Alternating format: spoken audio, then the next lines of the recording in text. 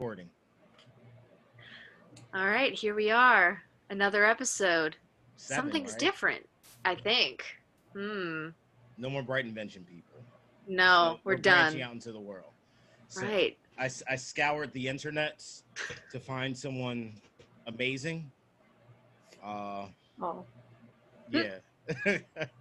Yeah, I was gonna say before we inflate her ego anymore. Let's just bring her aboard.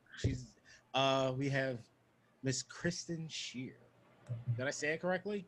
Yeah. Well, thank you so right. much for having me. You are so welcome. Welcome. I'm so excited. Very excited. Yeah. So, I hear tell you are the one responsible for bringing us Eric the improviser as we know him today. I don't know if I can take full credit for that, but Eric was in an improv class that I taught some time ago, and I'm sure has garnered a lot of skills since then, even though he was an incredible improviser back when I first met him. So yeah, it's so great to keep this connection going. It's great. Look at us networking. I'm so happy. And I do truly thank you for everything, for introducing me to that. And my back tattoo says the same. So. Oh. I love it. I love it. But that sounds like a story behind there. No, I don't have a back tattoo. That would be okay. I was going to say, does your non-existent tattoo speak to people often, Eric? Yes. Just like a Twilight Zone episode. Yeah, tattoos say a lot about a person. Like I have this keys phone wallet tattoo on my arm. Because God, I love that. I always forget my keys, my phone, my wallet, one or the other, or all three. And before anybody asks, no, it doesn't actually help me remember. What happens if you wear long sleeves, though? That's exactly the problem. I did not account for cold weather, and also for the fact that like over time you just like tattoos just become like part of just part of you. Yeah. It's like a medical tattoo. It's not so much there to help you, but as a warning to others, like, oh, this person always forgets one of these 3 things. Yeah, exactly. It's a label. So that puts the responsibility on them. It's like, hey, you saw my tattoo. Yeah. Why did more than once it's paid off because somebody's like, oh, there's your wallet, like you said you forget. Like, oh my gosh, it's right over there, don't forget it. So yeah, it's worth it. So, I need one of those. Everybody's been quarantining and stuff. Now you're on the West Coast. You were in Philly. Yeah. How are you holding up throughout all this? Yeah. Oh, thanks for asking. I hope both of you are doing well. I'm doing okay. I mean, largely, I can't complain. Like, the bizarre thing is that, like, enough things seem to still be sort of normal to create, like, this weird juxtaposition with the things that aren't, right? Because none of this is good. And then, like, recently, I don't know if you know this, but Portland's had these fires and really bad air quality. Yeah. So it's just, the hits just keep on coming.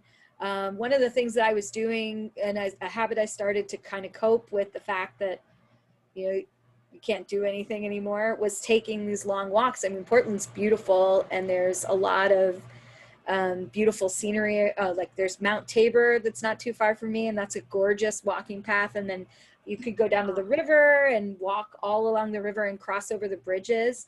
But with the air quality being so bad, we can't do that. And they keep pushing it back to like when it's going to be breathable again. That kind of reminds me of when we kept pushing back the date stuff's going to all be open and it'll all be over. It sounds familiar. Yeah. Doesn't inspire much confidence. I mean, I can go without going to a sushi place. I do have to breathe, though. Yeah, that's the thing. I kind of want that date to happen, like, immediately. Yeah. Yeah. I have a friend who actually, it was one of the fires and the air quality was one of the reasons she ended up leaving LA a couple of years ago. There was a point where she had to bike to work, but the air quality was so bad. She was trying to bike for miles and miles. She couldn't breathe, wearing masks before it was cool. Right. But yeah, it's rough, and especially like I can't afford to Uber every day. Yeah. No. But, Yeah. So So other than that, I mean, other than everything being, messed up, it's all right here. yeah. Um, I So- mean, everything's orange. It looks like it's got an Instagram filter over it, so there's that. Yep. Yep. And here's the thing, like when you think about Portland, most people, the first thing they think about is, oh, it rains there. Like it must rain there. Huh. But the little secret about Portland is, at least since I've been here, and maybe this is a sign of, climate change, it doesn't actually rain that much. The weather is gorgeous. Like my experience of the rain is, oh, it must have rained. Like okay. I look outside and it must have rained for like 5 minutes when my head was turned the other way. But now only I'm when like, you're not oh, looking. yeah. But now I'm like, give me the rain. Where's the rain? Because that's what we need to wash the air, to like get rid of the fires and all that. So I'm thinking of putting in Portland on my list of travel places. I need to take a holiday, like a weekend away, just to see something. And it's a gorgeous town. It's an awesome city. Come out to Portland. It's awesome. I love it. Yeah. It sounds good. Plus, it's Washington, so yeah. beer. Just to warn you though, like a lot of the faces in Portland, they look like my face, which is one thing that's not awesome about the city. Like it glasses, needs to be, yeah. yeah, a lot of I glasses see a lot of people wearers, with glasses. Yeah, I'm wearing them right. too, so I'll fit right in. But yeah, like it's I'm the it's life a of the thing. party It's a when pretty I go to a white city. place. Yeah, Cool. that's the one thing I was gonna say. I have a former coworker whose son moved to Portland and was kind of talking about that. I drink frappuccino. I can drink a frappuccino. Come on. Yeah. I'll fit right in.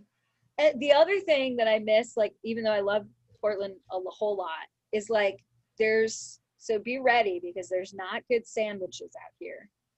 Like if you're getting a sandwich, it has to be like a $15 artisanal, like on weird bread. Like I'm all about like changing up the sandwich, but Wawa's not out here. So just be prepared. They don't have hoagies. A wasteland. So if you're into sandwiches, you need to be prepared. I will try any local cuisine. There has to be like Food Network has had to come to Portland and say, hey, come to Mel's Chicken Shack, I bet. When you can get it's gravy and cranberry and mayonnaise sandwich or something. It's always something that's ridiculous, but it's good. I was gonna say, but you can't find the crap. It seems like you can find the good artisanal stuff, but you can't find crap. We got coffee. We got a lot of coffee. I like and coffee. We do brunch. We do brunch really well. I bet. Mimosas? Yeah. Like a lot of. Yep. Portland's like the capital of what boomers think all millennials are. So I imagine that there's lots of brunch and lots of avocado toast. Lots of lemon ricotta pancakes. Oh, yeah. Yep. Oh, yeah. 100%. So if you're into brunch, that's something we can do for you out here. I do love brunch. I try to get there. Like one of our ensemble members, I was telling her every day, hey, we should go to brunch sometime. And every Sunday, it's always something happening. She can never go to brunch with me. I need a brunch. Eric, you just have to show up, at her house, boombox in hand. Right? Yeah. That's what you got to do. Nice. Okay. Wait, does that work? That's not a dating. Is that Shea's dating tips? That's really creepy. I was gonna say it's the creepiness is upon reception, is on how it's received. No. Yeah. The only amendment I would make is like maybe skip a trench coat. Like don't. Yeah. Trench coat. Yeah. Trench coats are just inherently creepy. Yeah. Unless you are Bender from the Breakfast Club, but you have to go full out, have a little bandana armband, right. or does he wear it around his ankle? The single earring, that haircut. That's the only people I've seen wear trench coats are perverts and people that hand you like secret government files in garages. Yeah. Like, that's the only other person that will wear a trench coat, because you need that long pocket that you can fill a manila folder in.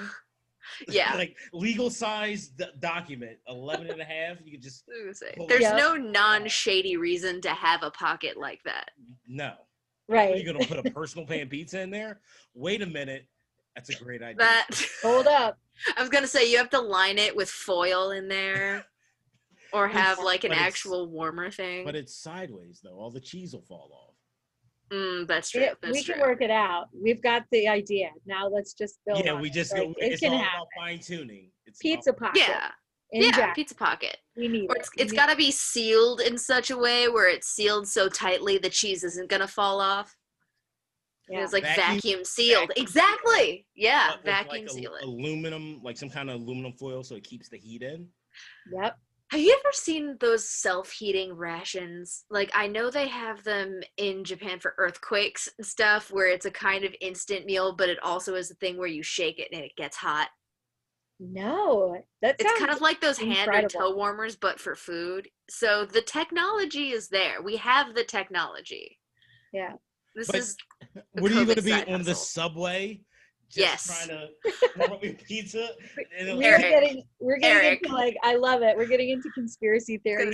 That's like, not the weirdest thing you've seen someone do on the subway. That is not the weirdest thing I've seen on the subway. It's not the weirdest way you've seen somebody eat on the subway. I've sat next to someone that was eating spaghetti on the subway, like on a plate. On a plate, not in a Tupperware. Wow. No, on a plate. I was like, all I could think of was like, did you plate that when you came? That's commitment. Like, how do you get a plate of spaghetti on the subway?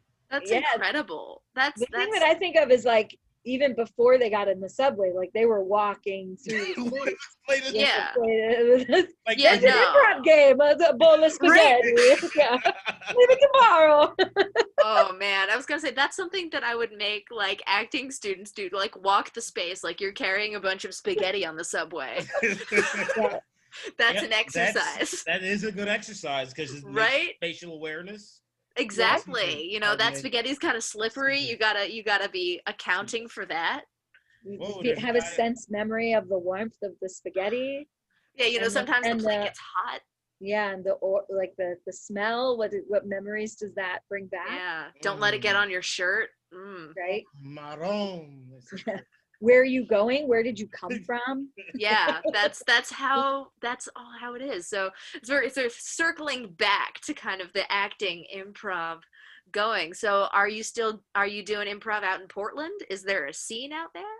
There is a scene. Actually, Portland has quite a lot of improv spaces and theaters in it. I am the co-artistic director of Curious Comedy Theater. Ooh, that's awesome. Yeah, and it is. Stacy Halal is the founder and the other artistic director of the theater. She's built just an amazing space, an amazing community, and it's been around for around I would say 12 to 13 years now. And then there's other improv theaters here in Portland that are amazing as well. Kickstand Comedy has kind of like a punk rock vibe. It's a really cool place. The Siren Theater, I would say the same. They do like infrequent shows, but the shows are always amazing. And there's a bunch of theaters and some of them recently, even before the pandemic, had like closed, like the Brody and Deep End, I think maybe still around. But there's a lot of theaters out in Portland, and as far as like the scene here, everybody is so friendly, like it's just a really cool vibe. Like I enjoy it a lot. Yeah, that sounds really cool. I feel like, I mean, at least here, I mean, I'm mostly, East Coast focused in my head, but other than that, you don't really hear that much about West Coast kind of centers for, improv and comedy, other than LA's got, the Groundlings and IO West. Yeah. So it's fun to hear about, other places on the West Coast that have a real scene. Like I know San Francisco has a theater scene. Don't know that much about improv or comedy though. Oh yeah, the Bay Area Theater Sports. There's And then, yeah, in LA, there's Amiee West Side Comedy Theater, which is really cool. IO West is closed, unfortunately. They have, right. And IO in Chicago was probably going the same way, which is sad to hear. But there's the Pack Theater on the West Coast. There's like, it takes longer to get there. Like when I was on the East Coast in Philly, you could hop up to New York or to Baltimore or to Washington or Richmond, like the Coalition Theater in Richmond, Virginia. But here it's a little harder to travel, but there's a lot of amazing theaters. Like we go up to also Vancouver, BC, nice. British Columbia. There's amazing theaters up in Vancouver, Blind Tiger Comedy and Vancouver Theater Sports. Yeah, there's improv's all over the place. It's crazy how much it's like boomed and like got into the zeitgeist. It's good. Yeah. I mean, I know something we talk about, Ben loves to talk about, we talk about Bright Invention, how this is I think this is really the future of the theater industry. Yeah. In a lot of ways, because it's the theater, you don't need a budget for it. And especially, right now, people are doing Zoom readings and this or that, but we've been doing these Zoom improv shows twice a month, and it's been easy to it's been an adjustment, but then once we've made that adjustment, it's easier and easier each time. Yeah. And it's getting better. Working. And I so admire improvisers who were like early adapters of like, okay, this is new. Like, let's just get on it and learn.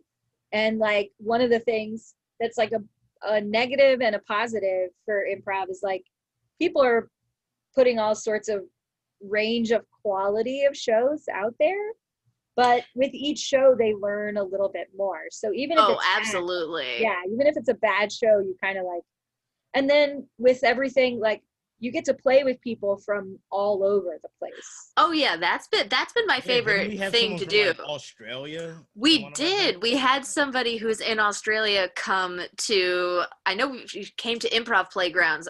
I don't know if it also came to a show, but yeah, we've have somebody joining our playgrounds and on our Patreon who's out in Long Island, and I've been able to have family attend Zoom shows that don't live anywhere near Philadelphia. So I think it's really exciting, and it would be really fun to do more like East Coast, West Coast collaborations now that we're all kind of stuck on Zoom anyway. Let's do something that would be not impossible, but just way more of a pain in the ass to put together in real life.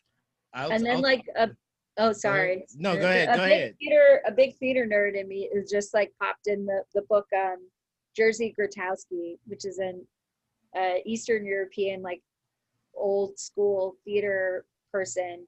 He wrote a book called Towards a Poor Theater, which means that like you're only relying on the actor in space in front of the audience to create the theater and all the positive and the benefits of that. And I like when you called improv like the future of the art form, it feels like what Jerzy Grotowski wanted for the form, which is just a person in the space with kind an audience, removing all of the artifice from it. Yeah, exactly. Yeah. Yeah, that's pretty cool. Yeah, which is great. I mean, because I think it's also kind of, I think one, big budget is great, and it's definitely, a wonderful thing and necessary, but I think that there is a lot more to be said for constantly doing, little work everywhere instead of having to always feel like you rely on the big thing to get all of your entertainment and all of your artistic fulfillment. Yeah. Somebody said if you're constantly seeing things, constantly working. Yeah. You know what is working, Shea? What? The website for brightinvention.org. Go to the website to check out when our classes are. Check out when our shows are. Also, it links you to all our social media. Instagram, Twitter, YouTube, and most importantly, that Patreon. Go ahead and sign up for it. Donate. There's a $2 a month thing. You sign up for that, you get shouts out during the show, and it goes up from there. If you subscribe to the highest tier, I will come to your house and rub your feet and cook for you. So, in a hazmat suit. Looking up Bright Inventions. Right? Have a gander at it. Yeah. Absolutely. Oh, speaking of important announcements, so get more people doing improv. This semester, Bright Invention's Improv 1 class, starting on September 29th, will be pay what you can. So, Whoa. depending on your budget, work is hard to come by, money's tight. You can still take an improv class, have a lot of fun, meet cool people, and be creatively fulfilled. That's amazing. So, sign up. The website is updated. Pay what you can. Improv level 1. So you don't have to have done improv before, or you feel like you have maybe kind of know it, or seen it. You don't know if you can do it. Come. It's a lot of fun. I promise. You can do it. It's not scary. Yeah, it is scary, but it's fun. I encourage everybody out there listening, like if you've even thought about it, especially in these times, it's so important to like connect with people. Yeah. Right. And improv itself is like one thing I'm fond of saying is that it's a practice in empathy. Right. Oh, absolutely. I mean, that's kind of that's a huge thing in our corporate training too, kind of improv, empathy, but also just soft skills that you use every day. Yeah. Listening, right. That sort of thing. Anyone who's ever done customer service in their life has done improv, I promise you. Yes. We all have, right? Like nobody woke up with a script. Yeah. True that. Yeah. So there you go. Any place you go, if you go, everyone goes places, whether it's I was going to say county fair, like we don't live in. Yeah. we don't live in small town USA. Let's do it. I was gonna say, I baked the blueberry pie and I want, right? Gotta get first place. Yeah. We're not in Lancaster County, Eric. No. But every day of your life is improv. If you go to the supermarket, it's improv. Someone hits you with their cart, you say, hey, it's a improv thing happening. Yeah. But hopefully it's not like aggressive. I would like positive things to happen with improv. Yeah. Unless you're one of those persons that does yell at drivers because you just want to see what happens and watch the world burn. Yell at people while you're driving? Is that safe? Is that a true story, No. Shay? I was gonna say I've seen Shea drive before. I'm not the one yelling, but yes, I've always said, especially like people are so on edge these days.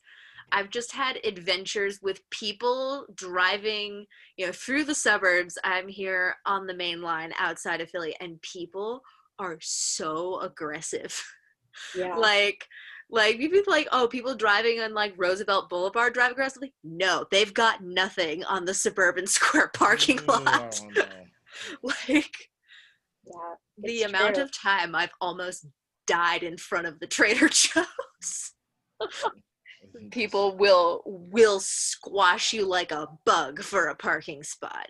Really? But I've noticed it's so increased in these times where people like any little thing, people can get into a weird rage. Yeah, everyone's on edge already. So all it takes is one little thing to take you over. It's like that movie Falling Down when they didn't have his McMuffin at 10:31. All the other crap he went through, that was the thing that's it. Yeah, an extra dose of patience, understanding, an outlet, right? This is what we're talking about. This is an outlet. Improv is an outlet. That's not, yelling in your car. Yeah, and I know a lot of improvisers who are like, oh, but it's on Zoom, and so it'll be different. And it is different from an in-person class, but there's a lot of like amazing things that come to the forefront when you're doing improvisation on Zoom, and they're all great to pay attention to. I find like my listening has to dial up way more. Yeah.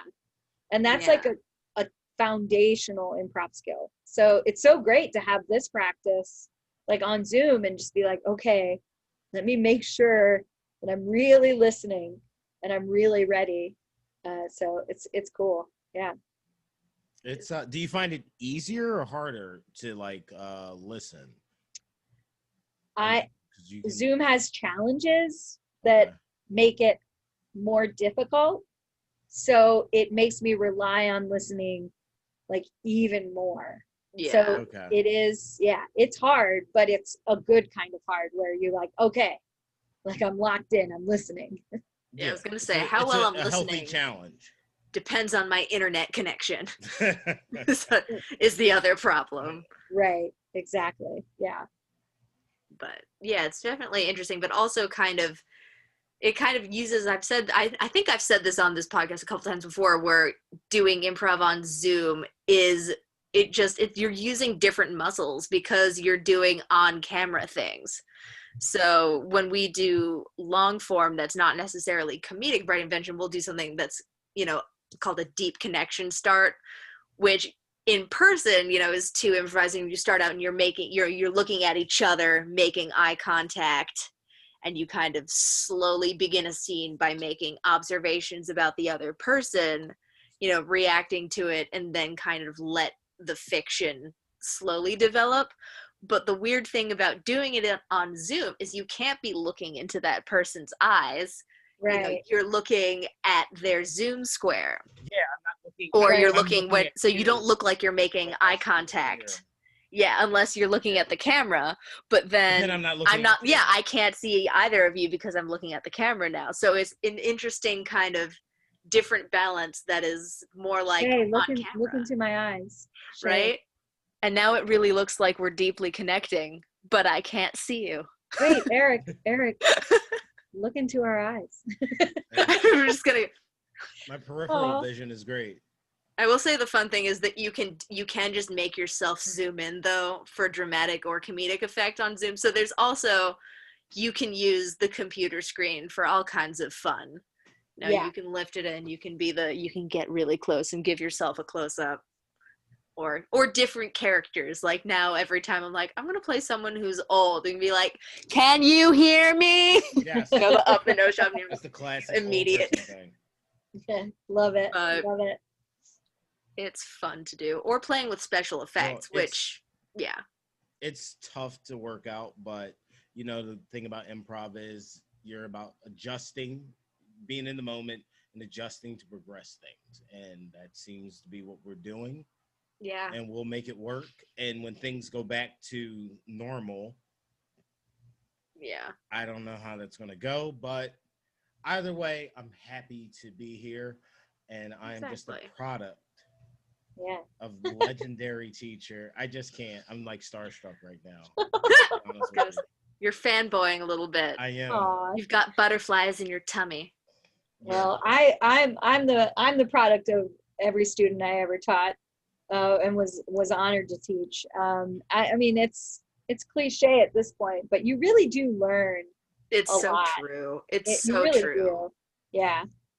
And like when you see somebody do something, and then you steal it because it's genius. Borrow. Absolutely. Yeah, borrow, steal. But that's the other fun thing, improv and collaborative theater is that that's the whole point of it, where it's not like, oh, you can't see, where it's like, no, you're creating something where even, if, say I'm teaching a class, I still feel like, I don't feel like I'm just, handing down, wisdom that no one else is saying. It's still a back and forth where I will do something and then I'll receive an insight from somebody in the class that I've never I've never thought about that concept that way. And now that is permanently part of my consciousness forever. Yeah. 100%. And I love it. Like there used to be this like thing that I would say to people, like, I owe you a quarter because I stole your bit. Like, in some way or another, like you that thing that you did rattled around in my head, and so I owe you a quarter. Yeah. It is. It's different teaching. I don't know. So Bright Invention is doing classes online. Yes. As is Curious, and like, it's interesting how people are like warming up to getting and taking classes online. Yeah. Yeah. I say it's great, and it's the kind of thing, especially, improv can be daunting to people who've never done it before, and I think that almost a Zoom class is kind of like the least intimidating way to dip your toe in the pond, because it's like, oh, you don't even have to go anywhere. Right. You can be in your pajamas. I'm not going to judge you. Yeah. Right on. Yeah, it's true. Like, yeah, it's so funny. I once had a student in a class take the class from their car. Their car was parked, but they were just in their car for the entirety of the class. So That's cool. they did like a lot of driving scenes, even though their car was parked. Oh yeah, then, I've done What improv playgrounds while cooking, and I was just be like, okay, I'm gonna do a scene about cooking now because I'm standing here with my laptop on the counter and I'm also cooking, which is fun. So what we're saying is you can do improv everywhere and anywhere and everywhere. I don't know a word to go with that. Well, yeah, you can do it anywhere with anyone from anywhere now. Like it's crazy. Yeah, people can connect. Like you guys were saying, you had somebody from Australia. People can connect all over the place. Yeah, I'm actually taking a class that's like in the UK, and I got this this app Time Buddy that shows you like what time it is in relation to where you are and theirs, because it's always so confusing, like lining up time zones. And you're like, okay, let me do the math, and like I'm not really wired that way, so I'm like, yeah, unless it's easy to figure out, I'm always worried that I'll mess it up, and so having that app is great. As we were messaging each other, we kept putting Pacific time and East Coast time. I was putting it to remind myself. Yeah, say put a timestamp next to every message. To remind me or to remind yourself, but I was like, I just had to keep saying, it's like, all right, she's not here in Philadelphia, so 8 o'clock isn't 8 o'clock. Right. I just had to keep telling myself that. But I do know you have a class at 7 o'clock. I do. So I do. You know, you need some rest. But not first. How about you give us some of your plugs? Give us some of your information. Yes. Give us your social medias, your shows, everything. Yeah, thanks. Absolutely. And then put it in the chat, and then we'll drop the links below the video. 100%. So first of all, check out curiouscomedy.org. It's a great improv community. If you ever come to Portland or just want to take a class with us, it's there. I will say I'm doing a show in Philly on Friday called People of Interest. So that's on my Facebook. And then I am also doing a show with my friend Nick in the Palm Beach Improv Festival. And that's on the 25th of September.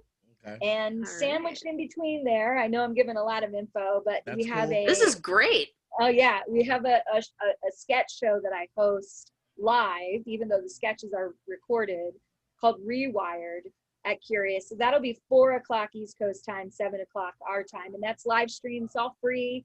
So stay in the know on curiouscomedy.org, and then if you're checking out the Palm Beach Improv Festival, you can see Nick and I play in the Wadsworth Constant. Oh my gosh! Awesome. Yeah, you've got so much going on. You get social media or anything like that? Will I be linked to it from all curiouscomedy.org? Yeah. Curious is on all the platforms, so you can find it pretty easily. And yeah, Facebook for sure. So Curious Comedy. Excellent. So go to Facebook. You know how to use the internet. You know how to use. Stop it. And we all know Facebook isn't the best, but it's also just where we are. So yep. Yes. That's kind of the thing. So just use what we got while we're here. It's any port in a storm. There you go. Shay, do you have anything you need to plug? I plugged ImProv is pay what you can now. That's what I'm pushing this week. Okay. It's pretty great. Okay. Yes. I'm gonna plug Asteroids. Oh right. What is the date for this next show? I think that's the 26th. Yes. At 7 p.m. Man, I really should look at a calendar before I start these. Time has no meaning anymore. It's very difficult to remember things. You're existing in a place where nothing should exist. I don't know. Like space! And all of our shows are space themed. Not really, but the titles are. But this was so much fun. Thank you so much. I truly appreciate this. You're so welcome. Yeah, the bell tolls for Dave. I was gonna say we'll let you go so you can be free to spread the improv bug to others and create more Erics in the world. Yay! Yes. Oh, thank you so much, and thank you for having me as a guest, and I really appreciate it. Yeah. Bye, right. everyone. Bye. And you have an awesome night. All right, or day. All right. Like or day. What is time? 6:30 there. All right. That's still daytime. Thank you so much for showing up. Thank you. I'll be in touch. Take care. Very good. Touch. Yes. Touch. Contact and touch. Oh, it's like how nervous I am. I was gonna say you scared her away. Why would you say? Why would you? That's so true. Because I'm mean. It's just. We're just here now. It's still recording, but yeah. How do you know? Because it says it on the screen. Damn, I can't secretly record anybody. That's fucked up. No. Yo, that's right. That's the part that's fucked up. Yeah. Wait. All right, fair enough. Fair enough. Like, yes, that's what that is. But look at that. The improviser who created you. Yeah, she's my I'm her Padawan. I was gonna be like, is it like, I know in drag it's like you have your drag mother. I mean, what is that? Do you have like your improv mother? Your improv master. You went with a drag reference. What's the other thing? What's the thing in not karate? Oh, Apprentice is karate. Yeah, I was gonna say Apprentice. That's also Star Wars. Yeah, but that's like an official thing though. You have to be like, I'm signed like learning up. a trade. Yeah. But someone just kind of birthed you. Not birthed you, but improv spawn. That's what we're calling it. Yes. Like I bursted out of her stomach like the alien. I have the double mouth, and then I bursted out, and then just went and did my own thing. But it is. That's actually how new improvisers are created, not just by taking our classes. But that's emerging from John Hurt. Yes. Well, that was actually pretty good. Yeah. So I'm enjoying that. We're still recording. We should probably stop. Should I stop recording right now? All right. Goodbye. Is there anything else we need to plug? Nope. Instagram, Twitter, all that good stuff. If you're not following our social media already, you're doing it wrong. Well, maybe this is their first episode they listen to. Binge the other ones, then follow us. Yes. The links are below. Yeah. All right, guys. Okay, I'm going to spoon feed you through the screen. Yeah, it's the internet. I can't do it without my glasses. I'm like, all right, just stop. You don't need to be doing anything. All right. I was going to say, yes, you can. Get this close to the screen. That's what I do. Why do you need to be that close to this? Like, it doesn't make sense. All right. Thank you so much for joining us. I'm Eric. I'm Shea. My screen's not mirrored. So I was going to say, what are you pointing at? Who's over there? Thanks for joining us. This has been Improv by Bright Invention. Take care. Have a good night.